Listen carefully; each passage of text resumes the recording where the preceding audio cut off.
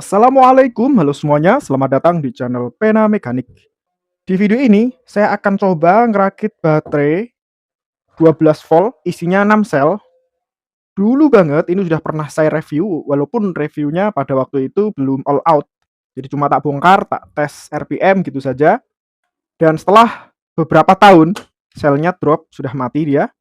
Nah, selnya akan saya ganti pakai sel Murata. Ini bukan sel baru. Nah, ini Murata INR. Ini adalah sel bekas bongkaran dari baterai Makita Ori Jepang. Sepertinya dalam kondisi baru sel Murata per sel ini sampai 3000 mAh. Ini sudah dites dan diklaim oleh penjual. Internal resistance dari baterai ini masih sangat rendah, artinya masih sangat layak untuk digunakan kembali baterai ini. Karena memang bukan baterai baru, jadi sudah agak drop. Tadi kan 3000 mAh. Nah, yang didapat itu rata-rata antara 2700 mAh sampai di 2900 mAh. Saya beli 26 piece. Nanti yang 10 tak rakit ke LXT yang 10 sel itu, yang lain nanti buat cadangan mungkin. Nah, yang tak rakitkan ke casing ini, yang saya dapat, yang mana selnya ini untuk kapasitas sudah agak rendah ya, di 2750-an. Artinya di bawah 2,8 Ah lah. Saya masih butuh baterai 12 volt untuk menghidupkan Gerinda Mini. Ini kan pakai 12 volt. Sebetulnya untuk baterai ini sudah saya upgrade selnya pakai EV-nya One Power tuh. Tapi walau gimana pun hanya 2 Ah. 2 Ah itu untuk menanagai sebuah Gerinda tetap saja kerasa banget borosnya. Itulah kenapa saya pingin pakai baterai 12 volt yang isinya 6 sel begini.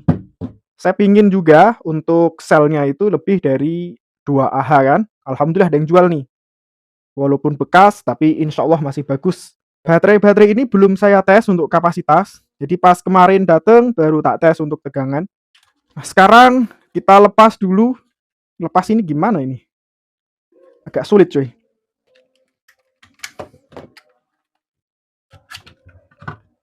Alhamdulillah bisa lepas. Dalamnya kayak gini. Dia pakai satu MOSFET saja. Karena baterai 3S ini pakai 6 sel, jadi setiap 2 sel tak rakit secara paralel. Dan bagian sini untuk B-min, posisi menghadapnya harus pas. Nah, kira-kira seperti ini, min ketemu plus ya. Nanti min di atas plus di bawah. Karena bagian plus itu nanti akan menyambung ke seri berikutnya yang akan menjadi di S2. Ini kan S1 nih, atau seri 1 terus nanti nyambung ke S2 atau seri 2. Plat nikel saya pakai yang tebelnya 0,15. Ini gratisan bawaan dari Spot Welding Glitter.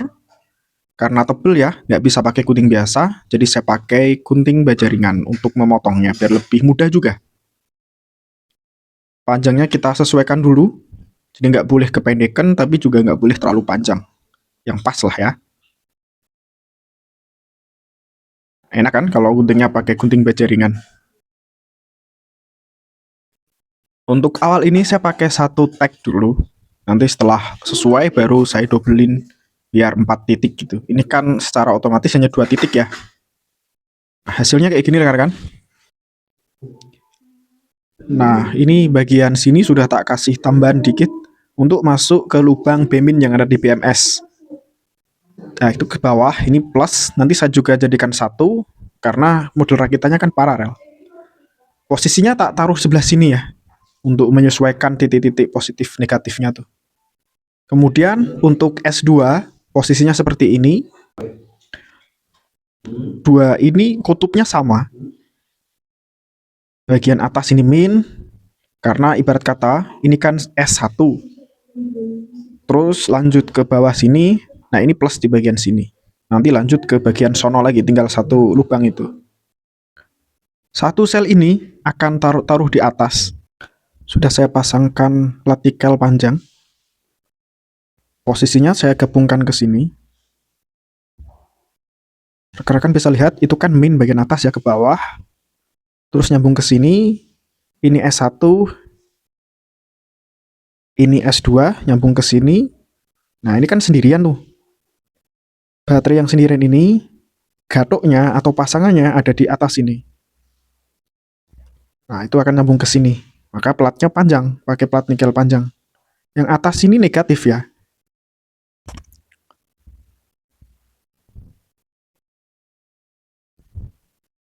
Ini nyambung dari sini, S2, ini S3, ini negatif, nyambung ya, negatif, yang atas negatif, jadi 1. Yang bawah ini positif sama positif, nyambung jadi 1 seperti ini. Nah, inilah ujung positif ini menjadi B+. Saya weld dulu antara yang sel bawah dengan atas, saya hubungkan, jadinya seperti ini. Ini sudah saya weld juga yang bagian belakang. Alhamdulillah sudah jadi. Hasil akhirnya seperti ini. Saya akan coba jelaskan kembali. Kita mulai dari sini. Kedua baterai ini saya rakit secara paralel. 1, 2, ini paralel. Negatif, negatif, ke bawah. Bagian bawah ini positif. Positif keduanya terhubung menjadi 1, masuk ke seri 2. Nyatu menjadi 1. Ini negatif ya. Masuk ke sini. Masuk ke sini. Positif-positif terhubung ke seri 3. Ini negatif. Ini hanya 1, maka yang satu lagi ada di atas sini. Ini negatif, terhubung melalui plat nikel ini ke atas, jadi ini negatif. Ini positif, dan sel yang ada di sini ini juga positif. Terhubung menjadi 1 melalui plat nikel ini. Maka menjadilah baterai 3S2P. Kemudian untuk konektor ke BMS, bagian sini, ini masuk ke BMS yang B-min. B-min ada di sini. Masuk ke sini nanti dia. Tulisan B-min-nya udah gosong nih, hilang di sini ada tulisan B-min. Kemudian B2, ini kan ada B2. Masuknya ke sini rekan-rekan. Ini B2. B2 itu setelah B1 sebelum B+. Nah, B1 posisinya di sini ya. Pakai kabel, ngambilnya dari bawah sini. Dari sini juga bisa sama saja. Pakai kabel hitam ini nanti masuk ke BMS ini, B1. B1 kan ke sini, ini B2 terhubung jadi 1. B+, B+ itu ujung sini tadi yang sempat tak sebut di awal. Pakai kabel akan masuk ke BMS di bagian sini, ada tulisannya B+ atau B3 ini. Udah selesai itu tok. Jadi ada 4 konektor saja ya. B-min, B1, B2, B3 atau B+. Di beberapa BMS yang lain tulisannya di sini bukan B3 tapi B+, tapi itu sama saja. Untuk skema sebenarnya juga sangat sederhana. 3S, 2P, 2 paralel, 3 seri. Jadi yang bagian bawah nih negatif, jadi B-min. Di antara S1 dengan S2 ini akan menjadi B1. Di antara S2 dengan S3 akan menjadi B2. Dan ujung positif di baterai S3 akan menjadi B+ atau B3. Jadi B3-nya ada di sini, B-min ada di sini. Sekali lagi ya, 2 ini B-min, bagian sini adalah B1 atau kabel hitam ini. Bagian sini adalah B2 dan ujung sini adalah B+ atau B3. Saya akan coba perlihatkan ke rekan-rekan tegangan dari masing-masing seri baterai. Kalau B1 rentannya di sekitar 3 sampai 4 volt, B2 itu 7 sampai 8 volt, kemudian B3 itu 9 sampai 12 volt, tergantung tegangannya ya. Kalau pas penuh ya nanti sampai 4 volt lebih itu. Karena baterai ini tidak penuh, coba kita lihat kabel hitam ini kan ke B1 ya. 3,2 volt. Kabel hitam ini terhubung juga ke bagian plat sini. Jadi ini tak tes sama saja hasilnya 3,2. Bagian depan berarti seri 2 saya ikut sertakan. Saya tes ke sini 6,4. 3,2 dikali 2 6,4 volt. Sama saja dengan bagian kecil ini 6,4. Terus yang terakhir kabel merah ini kan menjadi B3 atau B+ tadi ya. Saya hubungkan ke kabel merah, hasilnya 9,6. 3,2 dikali 3 sama dengan 9,6 volt. Kenapa hanya 9,6 volt? Karena baterainya dalam kondisi tidak penuh. Nanti ngecasnya setelah BMS dipasang tentunya, karena lewat lubang charger yang ada di BMS ya. Alhamdulillah untuk baterai sudah tak pasang BMS. Nah, saya pakai yang 2 MOSFET. Sedang saya cas. Harusnya kecil saja di 0,5 ampere, ini sudah 10,4 volt.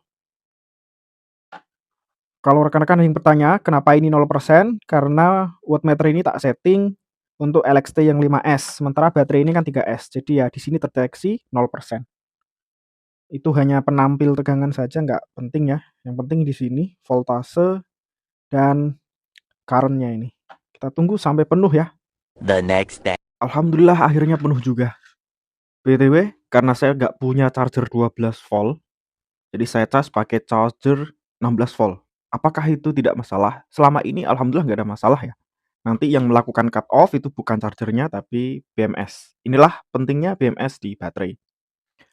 Dan lama ngecasnya sejak kemarin malam itu sampai 11 jam 18 menit rekan-rekan. Masya Allah lama sekali. Kenapa lama? Karena chargernya ini hanya di setengah ampere. Dan kalau kita lihat dapat capacity 5,8 Ah. Ngisi itu di 11 jam 18 menit dengan arus setengah ampere. Kita lihat tegangan penuhnya berapa volt ya. Harusnya sekitar 12,3 gitu. Nah, ini dapat 12,4 volt. Ini standar baterai 18650 3S gitu. Alhamdulillah sudah selesai balancingnya. Kita dapati different voltage ini hanya di 0,004 volt. Berarti oleh mesin Qikong 24S ini sudah dianggap balance. Baik, baterai sudah saya hubungkan ke wattmeter dan wattmeter sudah saya hubungkan ke alat JPDSZ. Di sini terlihat tegangan 12,16 volt, kalau di PZM 12,1. Sama ya kira-kira. Kita mulai saja untuk tes load-nya. Untuk cut off voltage ini tak kasih 9 volt. Untuk ampere tak kasih 15. Oke, kita coba ya. Oke, bismillah. Udah mulai dia. 15 ampere di 10 watt, ini hanya di 160-an watt. Terlalu rendah apa ya? Nggak apa-apa deh. Kita lihat aja untuk kapasitas sampai berapa nanti. Di sini sudah terdeteksi selesai, hanya di 2,6 Ah, karena tadi kan tak setting di 9 volt untuk cut off. Kuat nyala selama 10 menit dengan cut off di 9 volt. Kalau 7,5 pasti lebih lama lagi. A few moments later. Alhamdulillah akhirnya setelah proses kurang lebih 4 hari, karena ada drama BMS bawaan itu rusak konslet, saya pas nyolder itu kurang hati-hati ya, jadi ketemuan itu antara kutub positif dan negatif. Harus beri dulu lagi, dan kemarin saya bikin ini kan pas takbiran ya, takbiran Idul Adha tuh, libur 2 hari, pas tanggal 10 Dzulhijjah sama tanggal 11 Dzulhijjah. Toko-toko aktif tanggal 12 Dzulhijjah, baru deh dikirim itu, dan akhirnya kemarin sampai dan dari malam sudah kita pasang langsung, dan sudah saya cas selama 11 jam. Masya Allah banyak drama ini ya. Gak apa, yang penting sudah sukses, sudah berhasil seperti ini.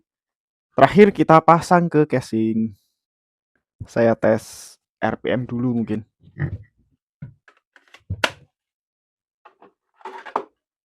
Ini untuk baterai yang isinya pakai EV1 Power 2 Ah. Baterainya sudah 2 tahunan ya ini ya. Dan cukup rutin saya pakai. Seret banget.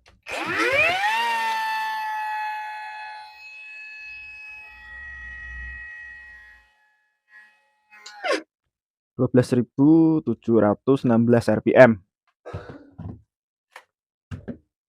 Sekarang baterai Murata.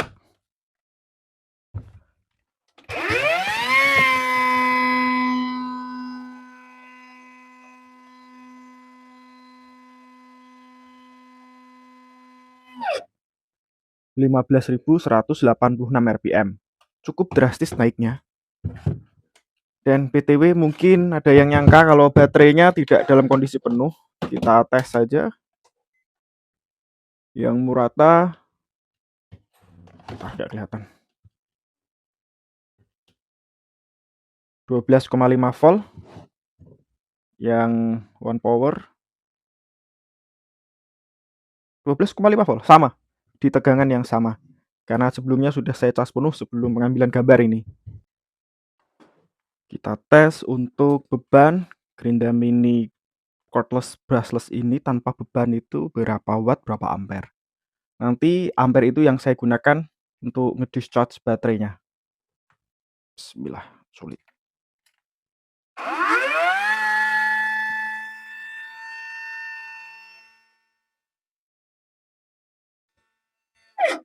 Oke, sekitar 3 ampere. Saya akan nge-discharge baterainya dengan arus gitu. Baik, outage DL24 sudah saya atur. Untuk beban tak kasih 3 ampere. Untuk cut off nanti di 7,5 volt karena 2,5 dikali 3 itu 7,5 volt. Udah, itu aja yang saya atur. Saya hubungkan ke baterai. Tegangan penuh 12,4 volt, kita mulai saja. Bismillah. Dayanya sekitar 36 watt. Ya, kita tunggu sampai selesai. Alhamdulillah udah selesai. Kita lihat hasilnya. Nah, ini tadi kuat nyala selama 1 jam 48 detik dengan beban 3 ampere. Kemudian capacity kita dapatkan 5,4 Ah dengan cut off di 7,5 volt. Ini sudah sesuai ya dengan capacity lah menurut saya gitu, 5,4. Memang sedikit ada perbedaan dengan pas proses mengisi atau charging. Sejauh ini, sejauh pengalaman saya lihat charging dan discharge itu memang saat charging ada selisih capacity per sel antara 20 sampai 50 mAh biasanya. Terus yang real yang mana? Dua-duanya real lah. Kesimpulan saya, baterai X Makita pakai sel Murata ini worth to buy karena masih dapat capacity di atas 2,5 ampere ya, bahkan tadi 2,7 sampai 2,9 ya, tergantung keberuntungan rekan-rekan sih. Dengan harga 17.500 ya worth it ya. Terus tadi juga kita coba 12 volt tak kasih beban 15 ampere, kuat nyala 10 menitan. Itu udah lama untuk kelas baterai 12 volt yang kapasitasnya ada di 5,5 Ah seperti ini. Dan lagian tadi juga tak kasih cut off 9 volt. Mungkin kalau tak kasih cut off 7,5 bisa lebih lama lagi. Karena memang ketika baterai itu tegangannya drop karena ada beban, menyentuh 9 volt kan otomatis dia cut off mati. Dan sebetulnya capacity belum habis, masih ada. Artinya masih bisa dipakai sebetulnya. Untuk ngetes capacity real yang bagus, pakai arus nggak begitu besar. Seperti yang tadi saya cuma pakai arus di 3 ampere saja. Baiklah rekan-rekan, sampai di sini dulu video kali ini. Terima kasih telah nonton video ini dari awal sampai akhir. Insya Allah kita ketemu di video lainnya. Wassalamualaikum warahmatullahi wabarakatuh.